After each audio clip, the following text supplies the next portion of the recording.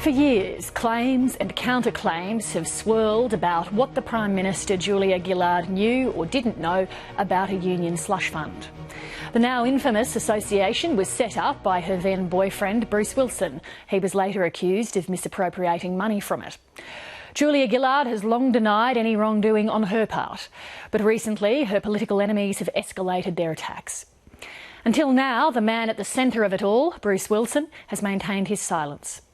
Tonight, in his first interview, Mr Wilson finally speaks out about his own role and the Prime Minister's involvement. Caro Meldrum-Hanna has this exclusive report. This is the man whose story everyone has been waiting to hear.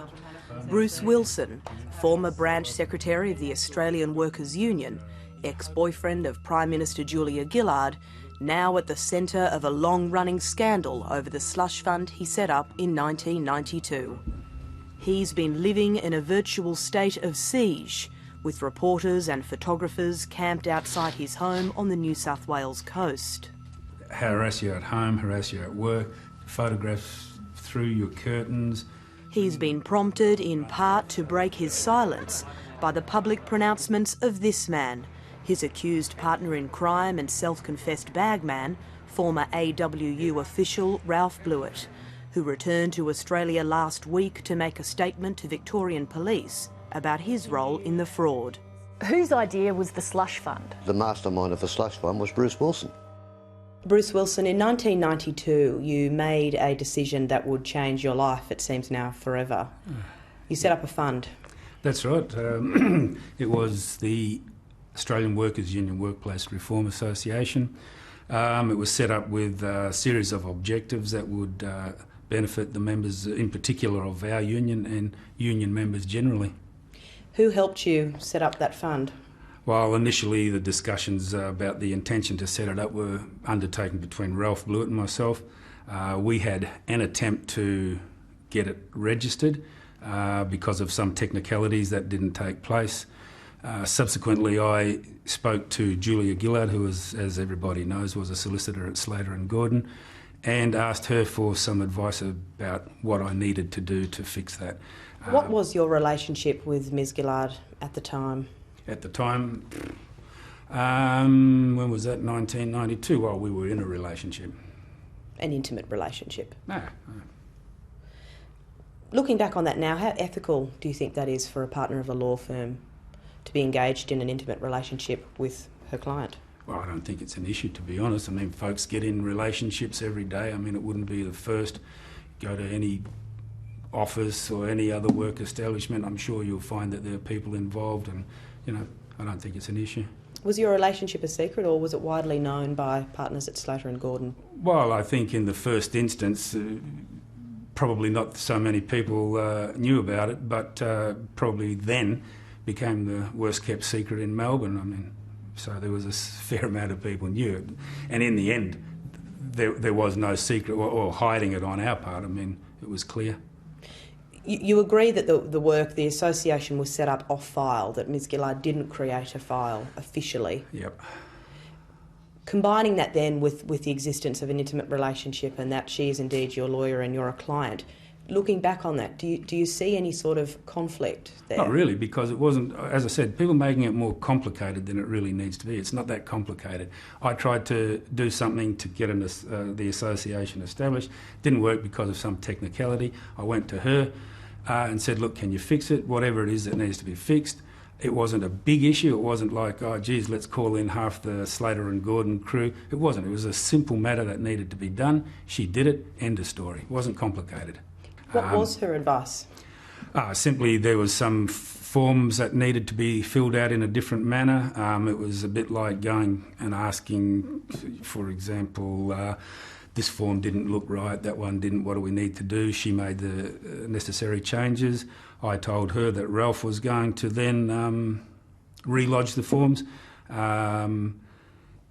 And she said, well, geez, if that's the case, I better fill this out. And that's where everyone makes a fuss now because she's got handwriting on the form. It's not a real big deal, to be honest with you. So just to clarify, Julia Gillard's role in instructing you to incorporate that fund, she herself filled out paperwork? She filled out on the front page the words Australian Workers Union - Workplace Reform Association. I think that was the extent of any writing that was put on it by her. According to what's being reported now, there appears to be discrepancies regarding the purpose of the association. Was it a re-election fund, or was it designed to promote workplace reform? Well, if anybody took the time to look at the document, they'd find that there was probably about 7 or 8 points about what the association was hoping to achieve. We weren't going to then have a love fest and just sit around and talk about those things. They had to be done, and there was a way of doing them. We had to raise money. I mean, any of those sorts of things you can't do unless you have money. We raised money, and part of that would have been also for officials or maybe people that weren't even officials at the time, to be elected to carry out the objectives of the association. Do you ever recall telling Julia Gillard that it was, in its true form, a slush fund? I don't know if I would have used the word slush fund. I probably would have said something like, it will also be used to finance campaigns for union officials or people that weren't currently union officials that we wanted to bring into the organisation. So perhaps, but did I use the word slush fund? Yeah, maybe, I don't know. Former union employees have since claimed that you instructed, one of them, to deposit money into Julia Gillard's account. It was an amount of $5,000 at a time when she was doing renovations to her house. What's your recollection of this? Firstly, the person that I've seen the press on it, he wasn't an official of the union, he was an employee of the union. Did I ask Wayne Hem to do that? Perhaps. Specifically, can I recall it? No, I can't.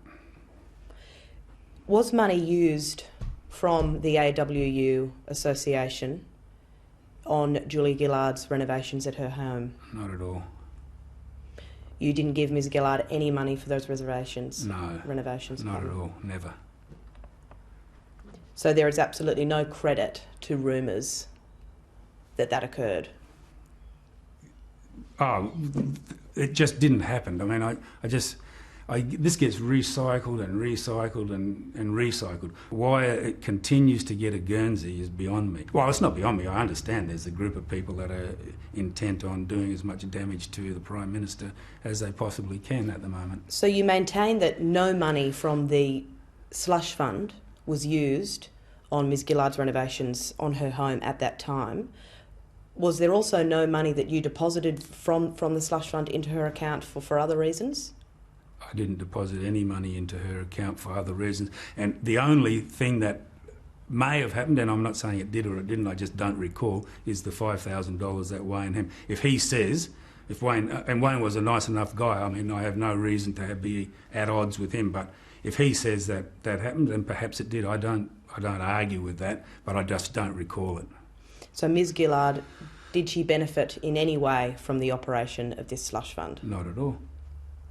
How much did you benefit financially from the operation of the fund? I didn't benefit financially from it at all. I really want to clarify this because this is a point and a big topic that has dogged you for many years now. It is the claim that you financially benefited to the tune of thousands, hundreds of thousands of dollars from the slush fund. It's not true.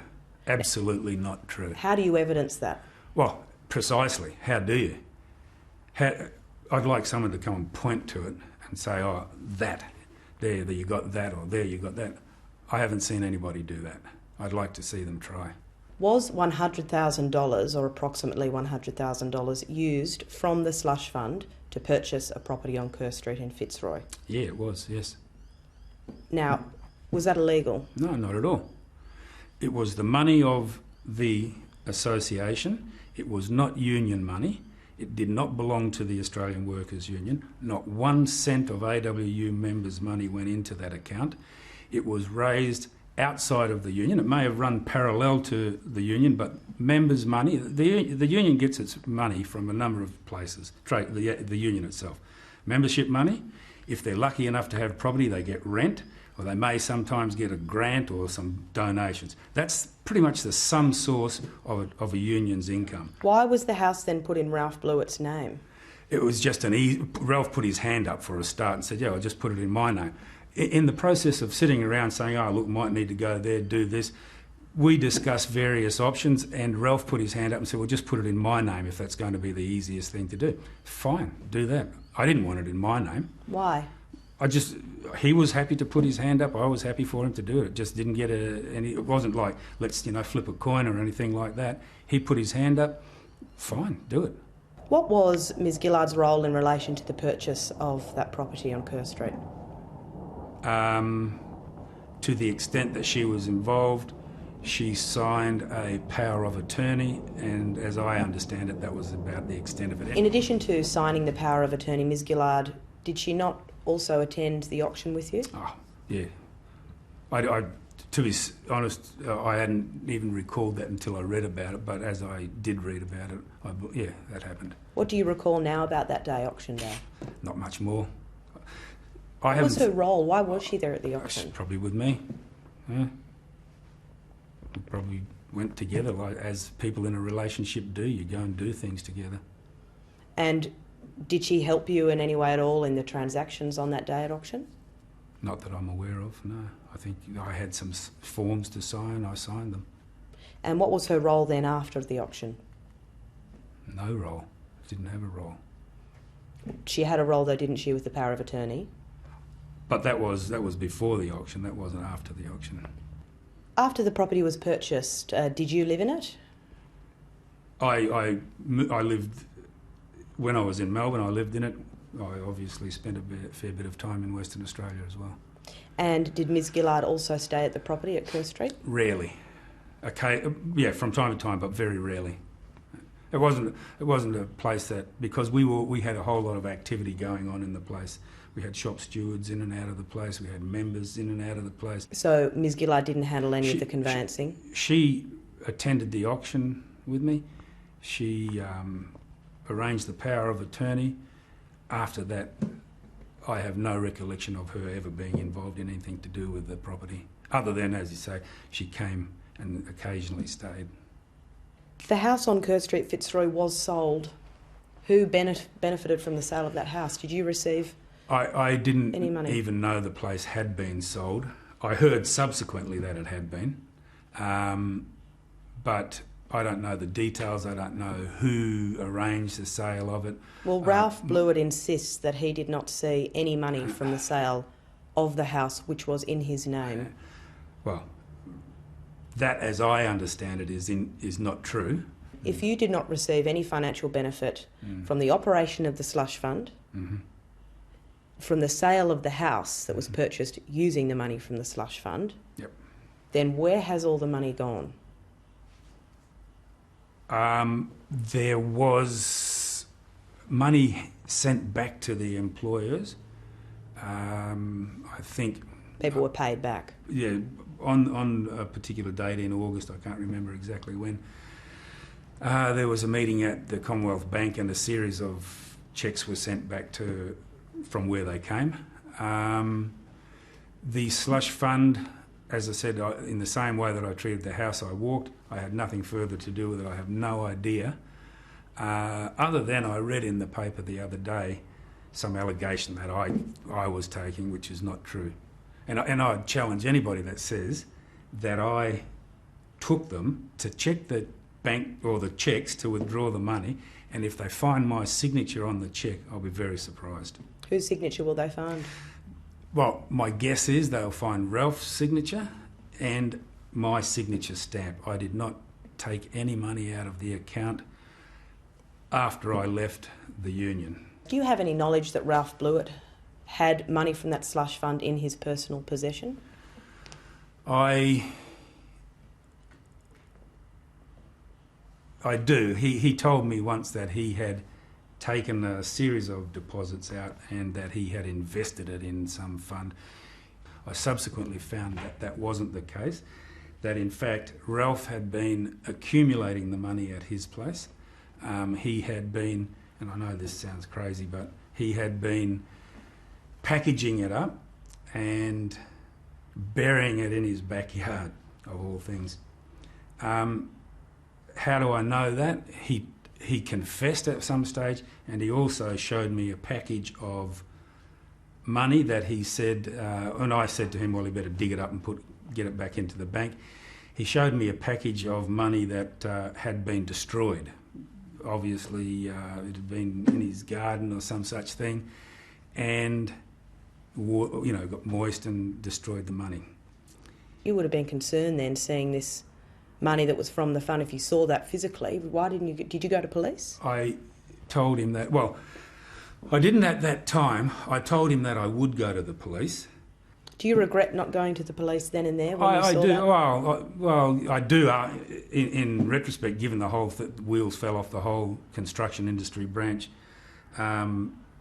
several months later. So are you saying that Ralph Blewett is the only one that used money from that slush fund inappropriately?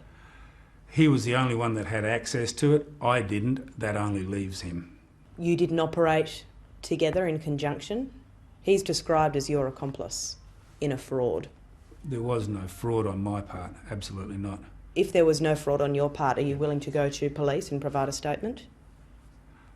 I haven't thought about that. As I said to you, when I left the union in 1995, I left it and I didn't think much about it after that. And I haven't for 17 years. What are your thoughts then now watching your former partner, Julia Gillard, who's now the Prime Minister, being dogged by this? I feel sorry for her that she has to go through all this, because it's just not warranted. There's no reason that she should be being hassled by a group of people who, I think there is a group of people, and it is only that group of people that are continuing to follow it through. And for example, bringing Ralph to Australia, getting him to go to the police is nothing more than keeping it in the news, and that's what it's all about. Karen Meldrum, Hannah had that report.